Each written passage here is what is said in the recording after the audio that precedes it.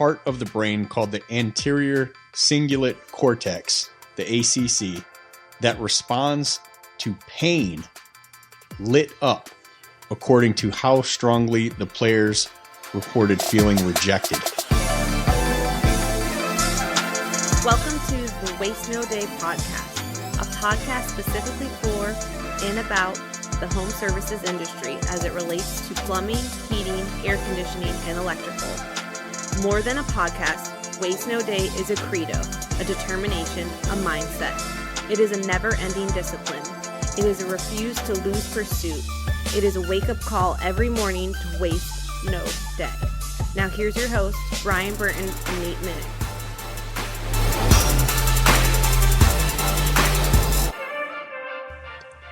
Hey, welcome to another episode of the Waste No Day podcast. Your hosts, Nate and Brian, hanging out with you again and looking forward to an episode where it's just the two of us. Just the two of us. Just the two of us. You and I. Yeah, well, anyways, it's not going to be a singing episode, although maybe that will be something we'll do later on. But it is going to be a good one because we are talking about rejection. That's right. We're going to get deep. We're going to get emotional. Brian might cry a little bit. But it's going to be good, and you're going to walk away with some takeaways that are meaningful to you and your life. Before we get into the heart of the matter and we put rejection in your passenger seat, well, that sounds tough, we're going to turn to Brian to start us off with a quote. Brian? I take rejection as someone blowing a bugle in my ear to wake me up and get going rather than to retreat. Sylvester Stallone. Freaking Rocky, baby. Rocky.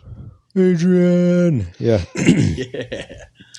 I wasn't sure where you were going with that quote because, that was a quote about rejection as like a motivator, as a positive thing. Yeah, yeah. Which of course is, the outcome that we want to have from this episode. But that's the game, baby. There is real hurt there as well. So there's plenty of quotes that I'm sure go the other direction. Oh, it was not fun finding something I was looking for, because if you just look up, usually I'm using like a quote from a book that I love, a quote that sentence that really stood out in a book or something like that.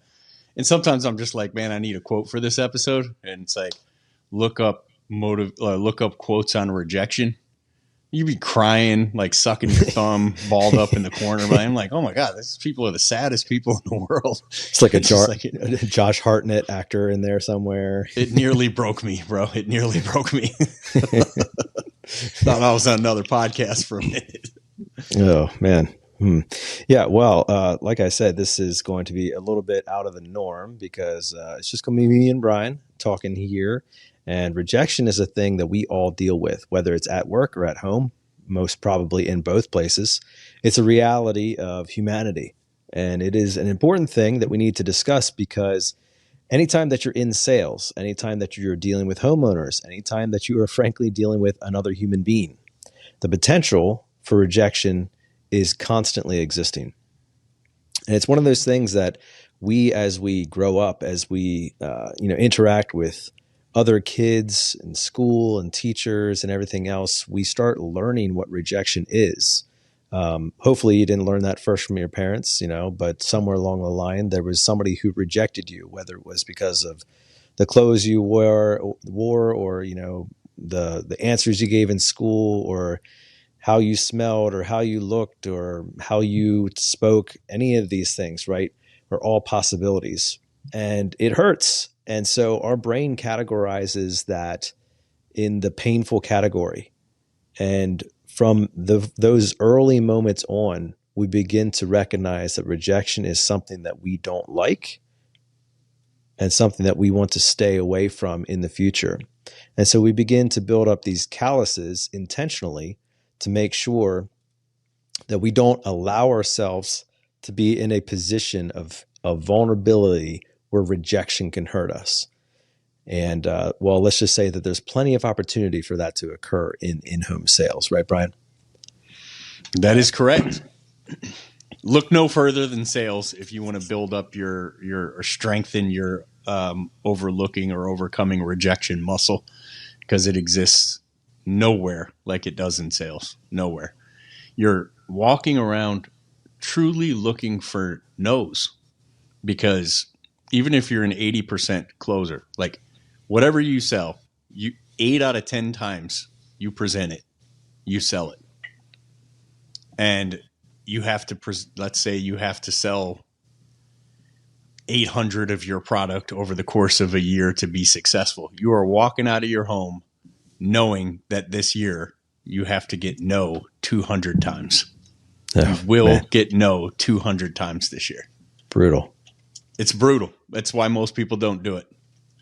It's also why most people make fun of salespeople, even the ones that are honest and don't like rip people off. They still kind of trash salespeople. It's because they're weak and scared of it. That's who they are.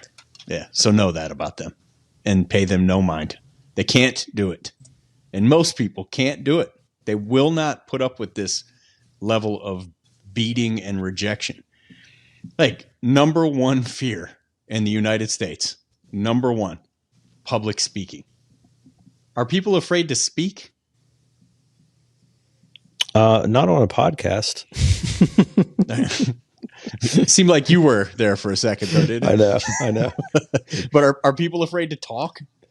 No, generally not. Of course not. There's no phobia of people talking, but what are they afraid of when it comes to public speaking? Yeah, the audience, specifically the reaction of the audience. Rejection, right. Number two fear in the United States. Spiders. That's number three. Oh, dang it. Okay. Death. Yeah.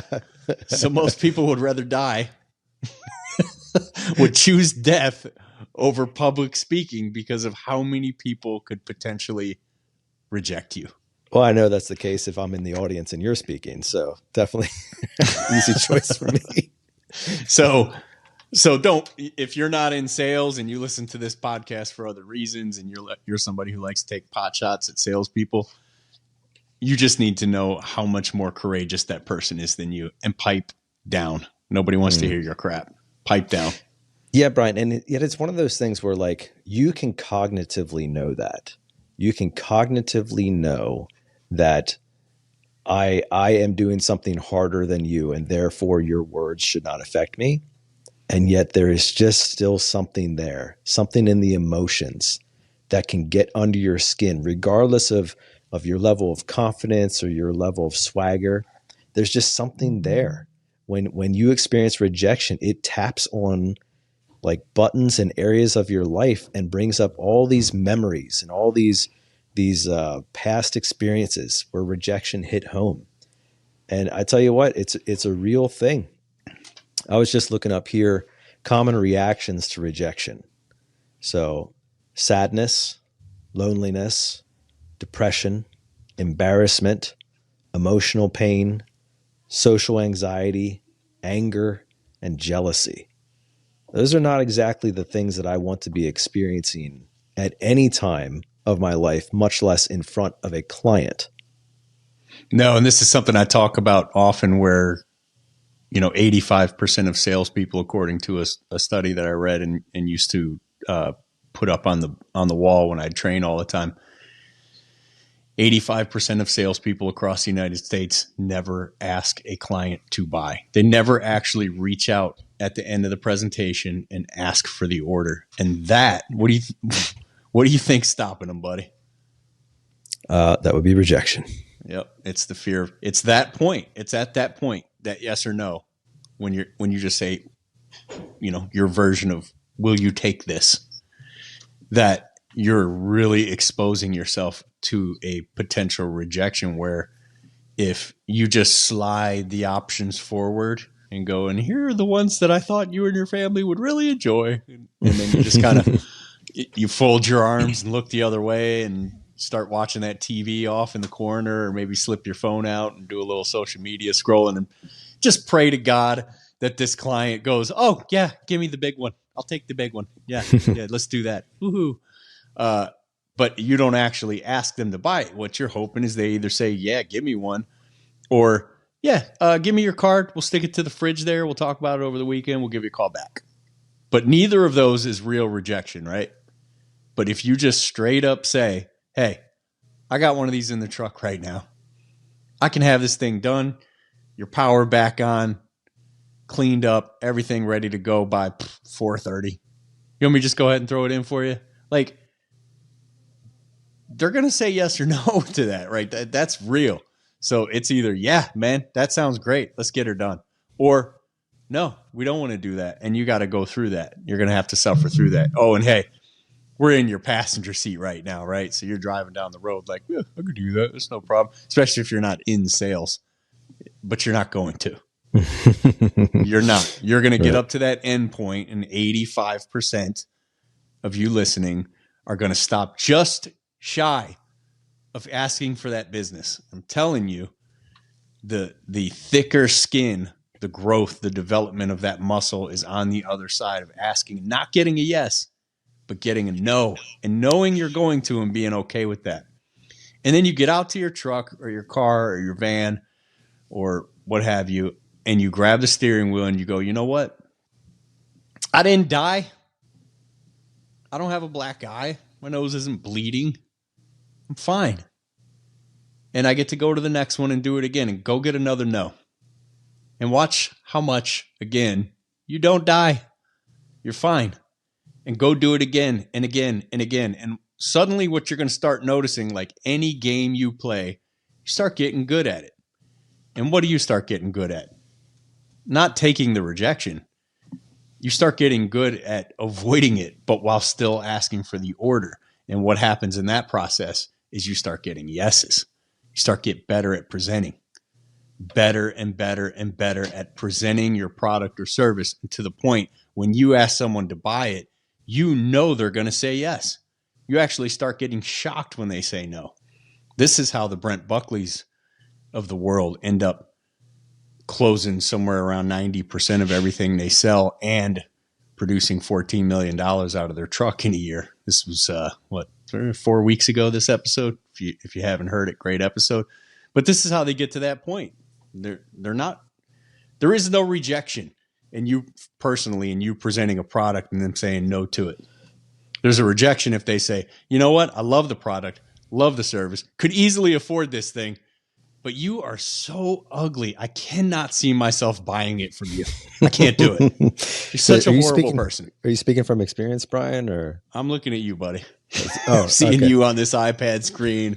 Like, I might close this thing, do a better show.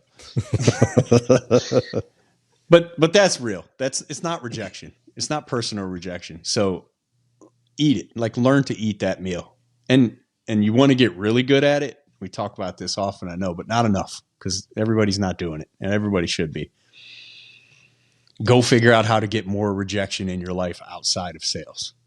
Go ask for something you don't think you're going to get. You're going to stay at a hotel. This is what they do at the Black Swan Group. It's their mission. You know, Chris Voss, author of Never Split the Difference, his team, like, it's their mission to walk up to the person behind the desk at the hotel and get a free room upgrade. Just ask for it and try to talk them into it and get a no. And so what?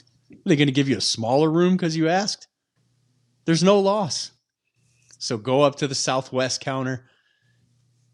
Southwest doesn't have classes. Sorry. Go up to the American Airlines. They just got a cattle cart in there that they just cram you all in, and everybody scrambles to find it. I got to sit with my kids. Sorry. I mean, hey, you could ask for, like, I'm in the B boarding group. Can I get in the A boarding group? You know? Yeah, good luck with that one, buddy. Yeah, yes, by all means. And actually, ask the passengers in A if you really want to get some rejection. Ask the passengers in B if you can move up. So go up to the counter at American Airlines and say, and this is what Chris Voss does oftentimes. He says, "Is there a nice guy discount?" Like, bam. What's the good guy price? He just smiles and said, like, what's the good guy price? But say, hey, can I get it? Can I possibly just get a nice guy upgrade? You got any seats available in business class or first class or what have you? Just ask for these things and let the rejection pile up. And then oftentimes you're going to see that no rejection comes and you just get it because people like to be talked to. So that's all I got, buddy. This is just the intro, for crying out loud. We better read the review and get into this episode, because rejection has been sitting outside their vehicle all this time waiting to get in that passenger seat. All right, let's get them in there. Let's get them in there. All right, Brian. No, you know what? Let's get her in there. Okay. You're gonna cut Many that men part know rejection as a female, especially the electricians. Oh, okay. Wow. Moving on. It is that special time of the week, Brian, where I hope we have an electrician who reviewed our podcast. We should read a 1-star review for this particular episode. Do we have any? I want a 1-star review. No. Well, yeah, we do. That one we fired and wrote a 1-star review.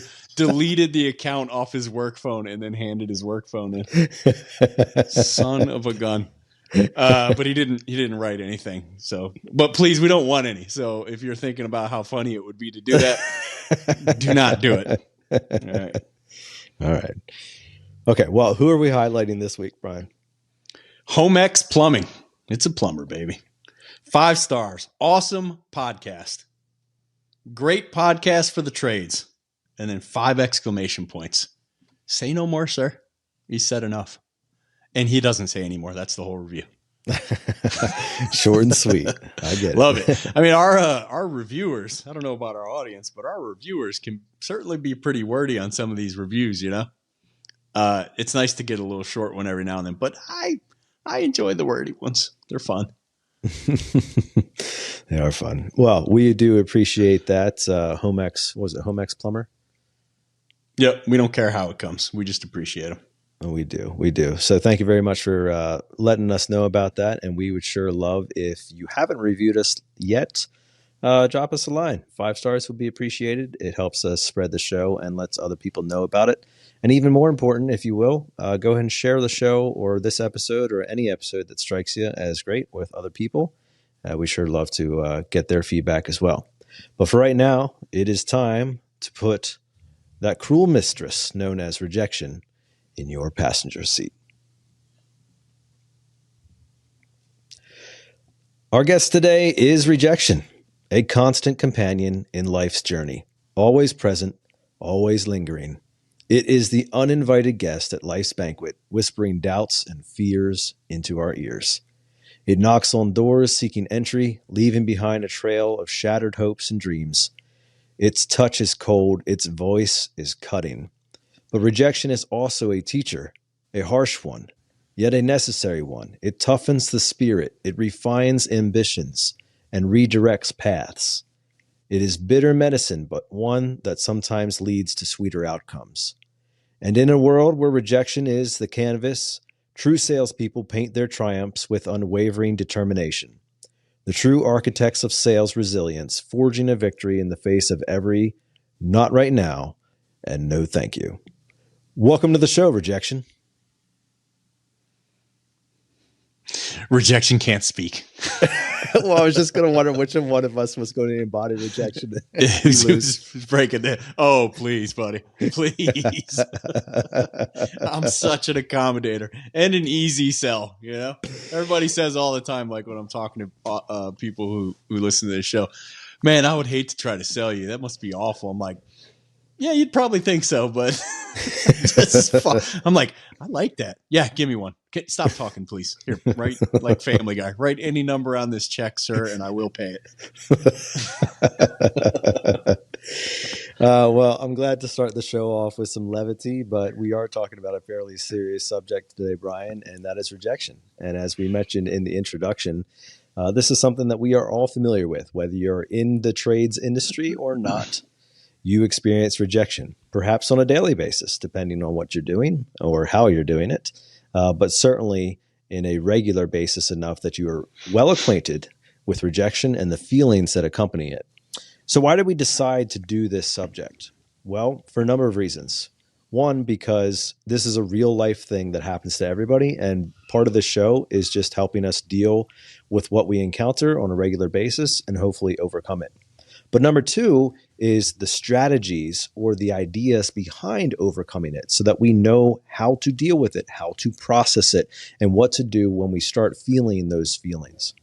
Speaking of feelings, I want to start off with something there because I've heard before that when a person doesn't understand the emotions that they are feeling, when they don't understand or they know how to process or exactly pinpoint what is going on, they resolve down to the basest level of anger. So basically, if you can't figure out how to express something, if you can't figure out what it is that you are feeling, if you can't understand the emotions that are going through your head, you basically just you reduce down and you express anger.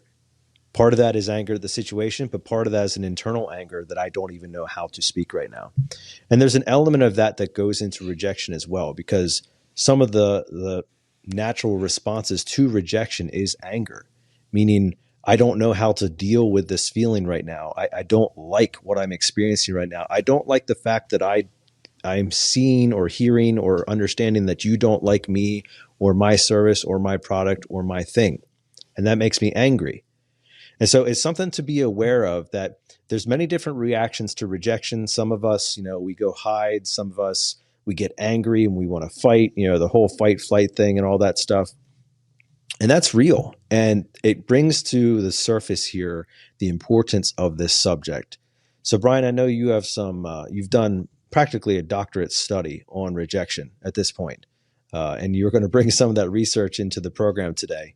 But let's start off with your feelings about rejection. I'm sure you're well acquainted, especially on the ladies' side, with getting rejected a time or 10,000. So why don't you tell us about your experience with rejection? Well, thank you for rolling it out that way, buddy. I do appreciate the rejection from the ladies piece. I've known my share of rejection from the ladies. Yes, this is true. I know my share of rejection from the lady I'm married to from time to time, as a matter of fact. So. But like every time you ask her to listen to a podcast, only one podcast. She's always game for the Rogan or Jocko experiences, or even Tommy's podcast, But waste no day. She's like, maybe, can we listen to just Nate's part? Who's the guest? Who's the guest? So this is an article from science.org written by Mary Beckman. And the article is called "Rejection is Like Pain to the Brain." And I'm going to read a little bit of it, and then we're just kind of recap the really freaking cool study that they talk about out of UCLA. Those hurt feelings when you're the last one picked for a team may register in the brain just like a scraped knee or a kicked shin, according to research that finds the brain responds to social rejection in the same way it responds to physical pain.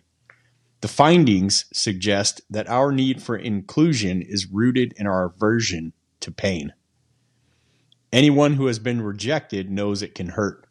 Social psychologist Naomi Eisenberger of UCLA and colleagues wondered if the metaphor of emotional pain had corporal underpinnings.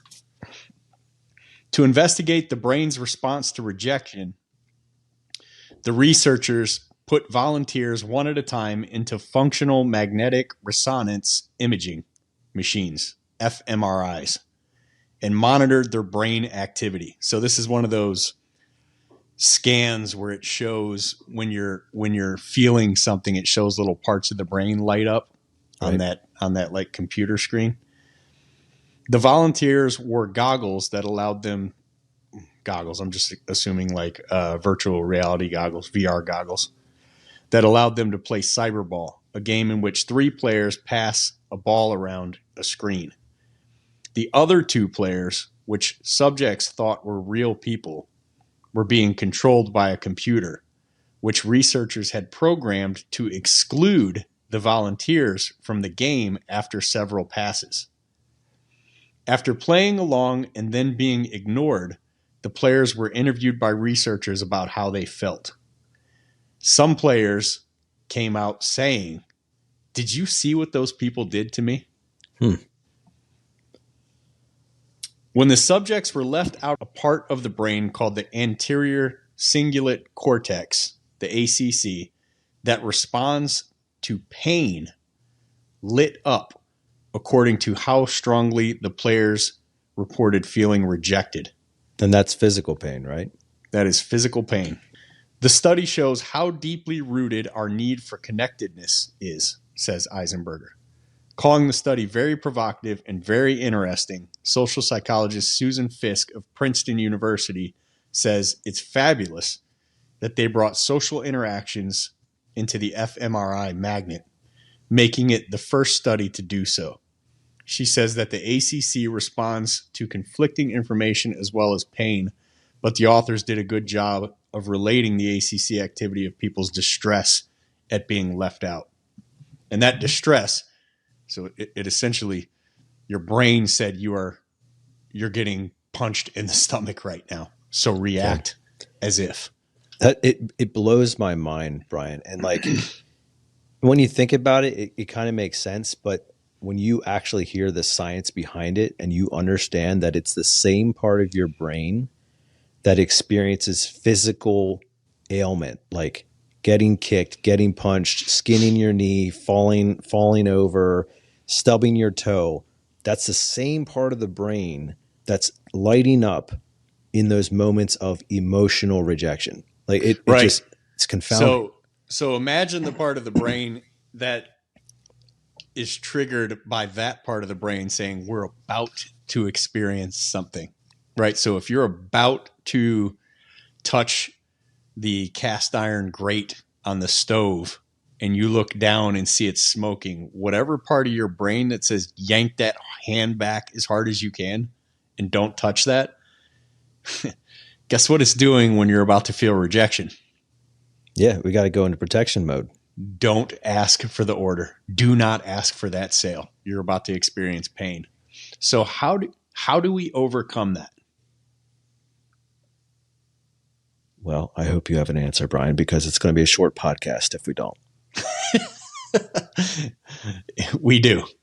So what if there was a little bit of, you saw a little bit of smoke, but you quick touched that stove anyway and realized that it's not hot? Now, your brain wouldn't let you just put your hand flat down on it, right, to find out.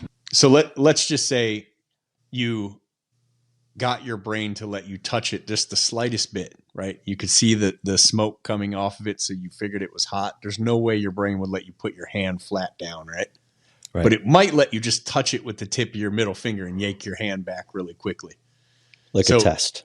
Yeah, so you test it, and you're like, oh, this ain't hot. And you touch it a little longer, a little bit longer, a little bit longer. Now, all of a sudden, you're just putting your hand down flat on it. You don't know where that smoke came from or steam or whatever, but this stove isn't hot.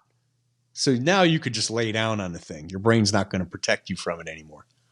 How do you get there with asking for the sale?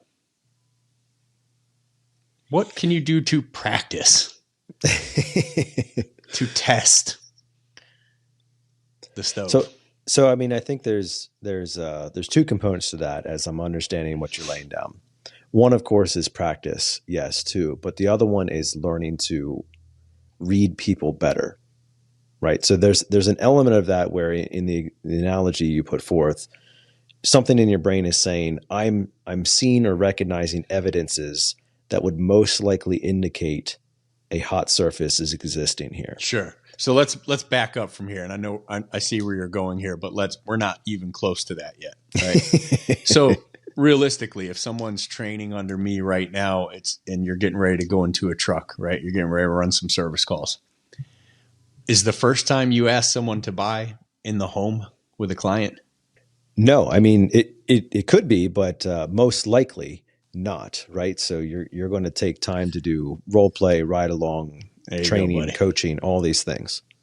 We're going to role play it. So what is every technician's least favorite part of training during a week of morning meetings, if they're fortunate enough to be at a company that has morning meetings? I've heard it's the free donuts, but sometimes it might be role play. I've also heard that. There is no close second, right? Everyone despises role play. And why do we hate role play so much? For the exact same reason you hate asking a client to buy. There is a room full of judgmental techs that are getting ready to reject you. Now, how do you get over your violent fear of role playing? Same test. You get up there and do it. It's the exact same touch the stove and realize it's not hot test. So you get up there and do it slowly but surely. It helps even if you can watch a couple other techs do it and realize nobody stoned them to death when they messed up, right? So you get up there and you try your turn. And what happens usually, if you're on a decent team, you mess up a couple times, you get some corrective criticism or some feedback, and they say, let's try it again. And hopefully leaders out there listening, what should be said is now do it again. Here's some feedback. Try it again. Here's some more feedback. Try it again. And they try it again until it's smooth, right?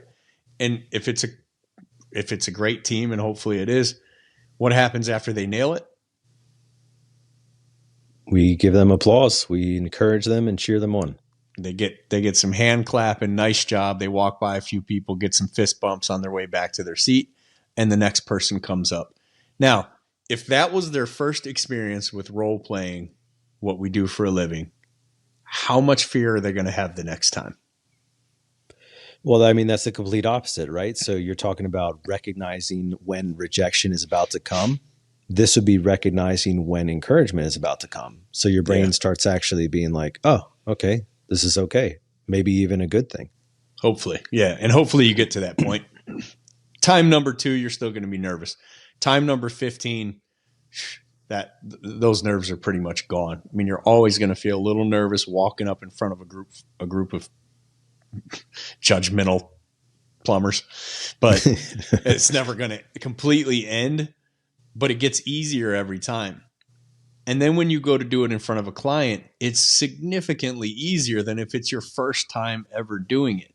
Now, how do you practice from there? Well, now you actually have to do it on the client. So what happens? You ask them to buy. You do this super hard, difficult thing. You reach out with your hand open and say, fill this hand with rejection, right? And what happens is, what everyone says is, I thought the reaction would be a lot worse. I got shot down, but the reaction wasn't bad.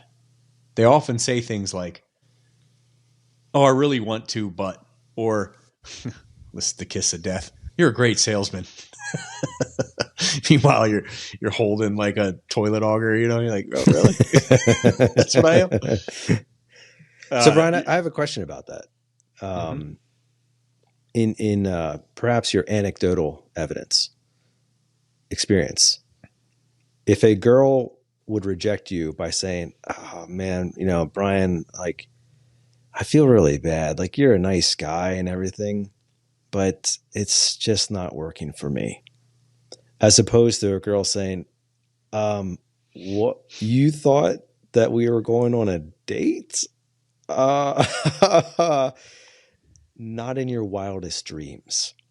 So on the spectrum of rejection, in any of the research that you've done, either scientifically or experientially, do those different rejections, like on the easy letdown side versus the harsh, like stabbing in the heart or the back side, do they have different scientific results or different emotions or different outcomes? Anecdotally speaking, in my own experience, well, I don't have any because nobody ever rejects me, bro. What are you talking about? Yes, they do, obviously. So rejection's rejection, and either way you feel like crap. Like you swung and you missed, so it sucks. But the one is sharper and more painful, right? When it's like very personal rejection, you walk out feeling bummed. And the difference in these two in the home is, you know what? I'm not in a position to make this decision today. And you've tried and you've tried and you've tried. And they finally just said, we're not going to do it. So let us get back to you. And you walk out feeling like, it sucks, but it's not the end of the world. Versus they go, how much? Are you high? You're high right now, right? If we drug tested you, it's going to come up positive. You think we're going to pay that much for that? Oh, we can get that at Home Depot for $20. We can order it on Amazon from China right now. It's probably the same thing. My husband could put it in himself. He just doesn't have time, right? So those are two different versions of it, but it doesn't matter. In all 4 of these scenarios we just talked about, when you get out in your truck and you grab hold of your steering wheel and you look up in the mirror, you go, I'm still alive. I'm not bleeding. No bones are broken. So what? So what? You're talking about your family's livelihood here. That's what you're weighing on the other side of this scale. And you're letting this fear of a rejection that goes nowhere, that does not affect your life, keep you from doing this thing that one, we usually establish early in episodes like this, you know that the product that you're presenting is more beneficial to the client than the money they're going to spend. Oftentimes, and we don't talk about this a lot on the show, but when you talk to most techs in most areas, certainly who listen to this show because they take pride in their work, you say, and I ask techs this all the time, is there a high likelihood that if your team doesn't do this job, that they could go out and get someone who's very unprofessional to come in and do this same job for the same amount of money or even more? A very unprofessional team that will do a crappy job for them. And they're like, oh yeah, there's all kinds of hucksters out here like that. So on your side, you're letting this literal food walk out of your family's fridge because you're that scared of objection. On the client side, you're letting them roll the dice with getting some unprofessional company who just has a great salesman working for them, who's a closer, and you're not. Come in here and do this job for potentially more money in a crappier job with a crappier product with no warranty and a company that might fold up in a month. So they got nothing to fall back on if the job goes to crap. That's what you're doing to avoid a little bit of rejection that you also know when you get in the truck and drive to the next call, that rejection has done nothing to your life whatsoever. So it's something, whether you look at it like, here are all the reasons you shouldn't care about it that much, or you just look at it like it's time to grow up and do the right thing here. Forget about your little feelings. Whichever way you go, it's time to do the right thing. Ask for the order. Give them a wonderful wow experience, right? And go in and ask for the business. Little Danny Zatarain there coming back in, magic moments. Yeah, little magic moments for the client. So, Brian, I want to ask you this, like, when it comes to that, maybe some people in our audience are saying, well, easy for you to say, Brian, you're this charismatic, extrovert who hasn't met a person he couldn't become a friend with in 35 seconds and like has jokes and all this stuff. And of course, debonair looks and you probably can plumb too, all these things. I'm not that guy. Like, I know, buddy. It's getting pretty cathartic, isn't it? Oh, wait.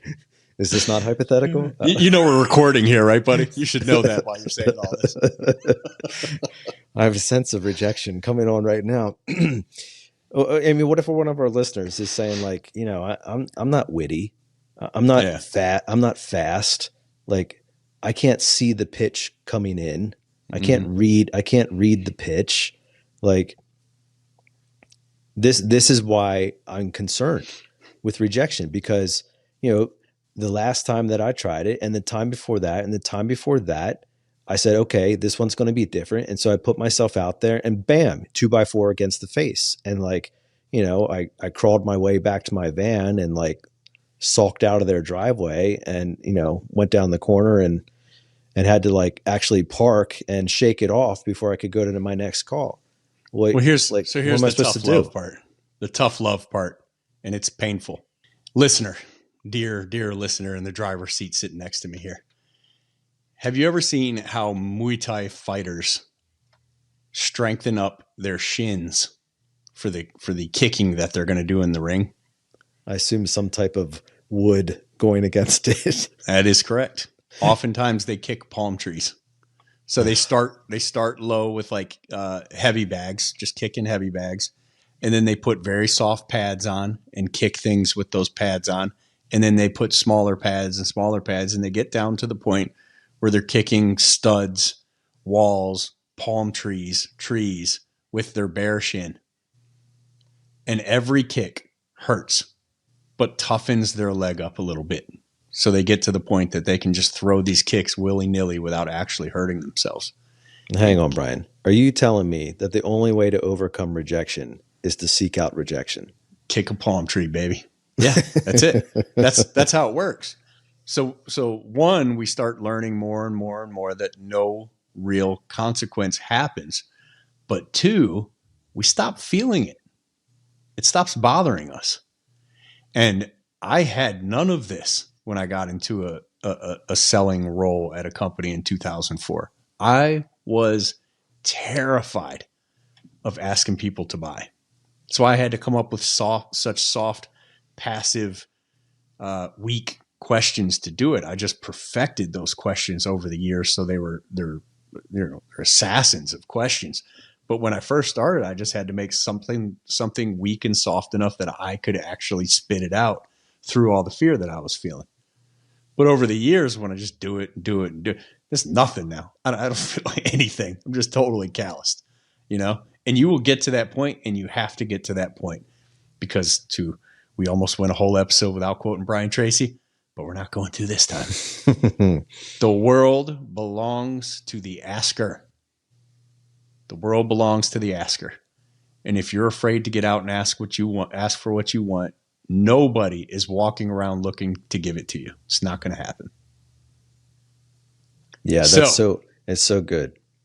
So let's talk about kind of part 2 of this study. And it's just a little half paragraph, but to me, it was what made reading and doing an episode about this article and this topic worthwhile. The researchers found that in skeptics, another part of the brain that copes and tries to solve problems, which would be the prefrontal cortex, was activated. What does that mean? So they said when the subjects were left out of the game, a part of their anterior cingulate cortex, the ACC, that responds to pain lit up according to how strongly the players reported feeling rejection, the team reported. However, there were some people that didn't light up. And what were they doing? They were skeptical. They thought the researchers were up to something. So instead of feeling the rejection, the prefrontal cortex kicked on and said, hold on, we got a problem to solve here. Let's figure something out. So instead of feeling rejection, they felt there's a puzzle here and I got to put it together. So the ACC didn't have time to kick in. They never had to feel that pain. So what does that look like for us? Overcoming objections. They're about to say no. What am I going to say next? And you never get to feel it. You never feel that rejection because you're like, here we go. All right, you say that. Bam, here I go. Or as they're starting to say no, you start going, how can I reach this human being? Like, how can I further connect with this person, right? Or you see fear in them and you go, I know that they will love this product. I know that they can comfortably afford it, right? I know it's not taking food out of the fridge. And if I don't reach them right here, right now, and help them overcome this fear, they're going to miss out on a really cool opportunity. So how do I help them with that? If you start thinking in those terms, you never have to experience the rejection, the pain, the physical pain, apparently, that the ACC in your brain kicks up. So when you role play asking the question, you get the no, and you immediately role play what's next. And depending on what part of that process you're in, it could be objections. You start helping that client overcome what is essentially just a speed bump on their road to doing business with you. They say no, and here's why. You don't look at it like, oh my God, they're rejecting me. You look at it like, oh, you think that's a reason that you can't have this wonderful product? Let me help you through that. We'll walk right around that barrier. We'll sidestep that objection, right? Together. And I'll help you figure out how you can do it anyway. Right. So it's substituting the feelings of rejection for problem solving is what that study is indicating. And it's making that shift in your mind. And just kind of recapping here, Brian, that this is an actual rejection. This is either a misunderstanding or a misrepresentation or a lack of communication or something like that we have to figure out, because there's nothing in my mind that can compute any logical reason as to why the person wouldn't want this amazing thing, service, product, or whatever. I just need to figure out how to get them to that place where they see it the way that I see it. So it's not a matter of rejection. It's a matter of, you and I are not on the same page right now. How can I figure out how to get us on the same page? Yep. You're that's the biggest problem with this rejection, this ACC in our brain, and our fear of having to deal with it is it blocks us from thinking critically. And even worse than that, when someone's about to put like a hot burner on your hand, you're not thinking about anybody but you and your hand right now and getting that hand away from that hot burner, right? Right. So that's what we're feeling in that moment. We become very self-centered and we stop focusing on this human being that we're there to serve. So if we can take ourselves out of that feeling and focus on that human being and not that rejection, we can realize that we're still holding this person's hand. We're still leading them down this path. And you just have to hop over a little speed bump with them. But if you ain't doing it, they ain't doing it. So for me, the best way, and all the salespeople I've trained, the single best way I've seen it done is role play, role play, role play. You just do it over and over and over.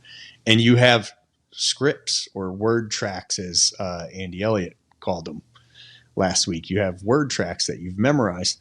And the great part about having these things memorized is when it's coming time to use one and you realize that time's coming, your brain goes into, oh, I got to access this tape real quick and put it in the cassette player. I'm showing my age here, I know. Put it in the cassette player and press play real quick. Not, oh my gosh, the rejection's coming. The rejection's coming. Oh no, what am I going to do? How am I going to avoid this pain? And that, as David Sandler would said, keep your kid in the car, is leave your kid in your work truck. Do not bring that little fella into the call. He or she is not going to help you. So you go up in there as a grown-up, all your emotional needs are met. And the ones that aren't will get met when you get home tonight, but not here on this call. You're here to serve this client. So I'm hearing you saying, Brian, that we talking about practice, man. We ain't even talking about the game. We talking about practice. Yeah.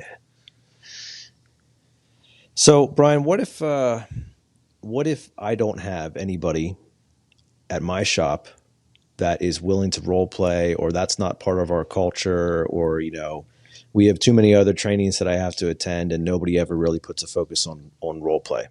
So what are some options that I can do to get better? I mean, obviously I could go home and like look in the mirror and do it myself, but is there some creative ways of experiencing rejection that aren't necessarily trade related? Does that have the same impact if I go to the grocery store and ask for a discount? Like, sure, of course. Absolutely. It's absolutely the same. It is 100% the same. However, you need to be practicing what you do for a living. All right. No different than if your job is swapping panels out, that you should have trained for this and practiced it before you're doing it all by yourself. Right. And many, many, many dozens and dozens of techs have gotten a hold of me on Facebook and LinkedIn and Instagram. And they say, nobody at my shop trains or role plays. And I always spit it right back to them. And many people listening have heard this out of my mouth. Yes, that's the problem. Nobody at your shop trains or role plays. Guess who else is at your shop? You are. So if nobody is taking the initiative to lead, to stand up and say, let's go, we got some role play to do. Maybe it's a half an hour before work. Then nobody's going to do it. But if you stand up and say, I'm doing it. I'm here 30 minutes before the meeting starts. Who's coming with me, man? Little Jerry Maguire. Sorry. Who's joining me? And all you need is one person. And oftentimes it's the lowest person on that pay totem pole who's just fed up and like wants to make real money. Or it might be a part runner or an apprentice or someone from the office support team. Somebody will say, inevitably, I'll meet you, bro. I'll meet you. And all you need is one other person and you guys go. Write down some stuff you've heard on this show. If you can't think of any, go back to the 7 Deadly Objections episode. Any of the sales episodes we've done. We do this stuff on every episode. Like if you can't find something, you're not looking. And write that stuff down and go back and forth with that person and role play it. That place just needs a leader to stand up and say, we're doing this. Does it have to be beautiful, Brian? It probably needs to get there. Yeah. Does it need to start there? It's certainly not going to start there. But what you need that other person to do is hold you accountable. But remember this too, man. Al Levy, friend of ours, friend of the show, a friend of mine personally, author of The 7 Power Contractor. He posted in the Waste No Day Facebook group yesterday, I think, where we were talking about like role playing and stuff. And he said, just in case you're looking for that post, yesterday isn't actually yesterday. Oh, it was Valentine's Day. Just want to put that out there. Yeah, February 14th. He said, role playing, and this day and age is super easy with tablets and phones everywhere. Role playing in front of a camera is like all you really need, right? So set up your phone, role play it in the mirror, role play with your spouse, whatever. Get some scripts written down, and then play it back to yourself, and you will be shocked at how much you go, oh, yeah, that's not going to work. All right, let's add this in here. Let's take that out. And just ask yourself a question. Would I buy from that?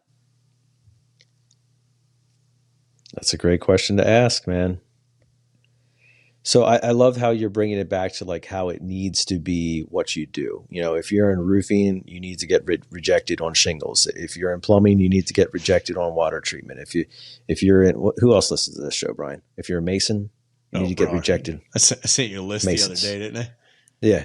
Chimney sweepers, handyman, roofers, solar salespeople, pressure washing companies, is maid the word? I don't know. Housekeeping companies, janitorial stuff, garage door companies. Yeah, there's a lot of them. We don't need to go through the whole list. Get rejected in those industries, but like at the same time, strengthen your shins and go get rejected other places. Go ask for that discount. Go ask for the special. Go ask for some type of extra and above average service or product or solution somewhere else. And that's sure enough easy to do. And you know what? You might actually get a little bit better of an experience by making those asks. And you know what? If you don't, along the way, you're learning how to deal with that rejection in small and insignificant ways that really have no impact upon you or your family or your income. Well, that's a wrap for this episode, Brian. Thanks so much for bringing to bear some study for us to process. Hope that you guys enjoyed it, as it was a bit out of the norm, but every once in a while we'd like to throw one of these in, and that reminds me, we did the survey in the Waste No Day Facebook group. Waste No Day Facebook group, we're really starting to actually make some traction in there, put some good posts. I think it's getting hot in there, man. I like it. Bring some value and some quotes, and I'm actually going to do some videos here soon. But we put a survey up. And I asked, should we keep doing a guest every week? Should we do one episode a month with no guest, where Nate and I just cover a subject? Or should we do even every other episode we don't have a guest?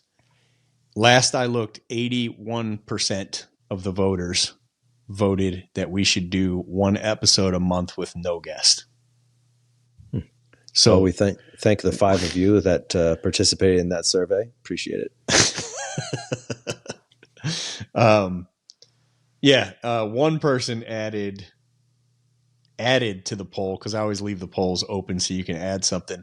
That was have Nate start bringing up an objection in the beginning of the episode, and say that at the end of this episode, guest, whoever we're interviewing, we're going to ask you to come up with a rebuttal to that objection. And then at the end of the episode, they have to do it. And that ended up getting like tons of votes. And but so ends our easy selection of guests. They're going to be like, I'm good, bro. You don't want to, don't put the word out on that, because we'll get a lot less people signing up to come up. It's so much better when we were like newer and nobody knew we were going to ask them to role play, Now people kind of expect it. But yeah, it didn't come close to the top. The top one was people want to see us over 80% of the people who voted wanted to see us do an episode a month without a guest. So this was the first one we did since that poll. And I put a lot into just what we were going to do for this one. So, I mean, if they want to see us, I assume that Ryan Vayu was electing that option since he constantly watches the Waste No Day YouTube vidcast podcast. Watches the Waste No Day podcast that doesn't have any video. Yeah. Well, hey, maybe someday. But for now, that's enough for this episode. And we hope that you enjoyed it. Please don't feel rejected, but please go out there and practice getting rejected. It is going to make you a better person. It's going to make you a better sales person, and is going to make you more money when you get comfortable living in that skin. Become a problem solver. Stop viewing everything so personally. Stop taking that rejection and feeling it in your emotions, and instead start problem solving it and figuring out how we can get that person on the same page as you. Hope that you enjoyed the episode today. If you did, make sure to leave us some comments or feedback in the reviews or on social media. We'd appreciate that. And as always, we want to make sure that we're bringing great content for you. So if you have suggestions or ideas, we'd like to hear those too. For now, though, we want to leave you with our weekly challenge, which continues to be the same thing: to choose to wake up every single morning and waste no day.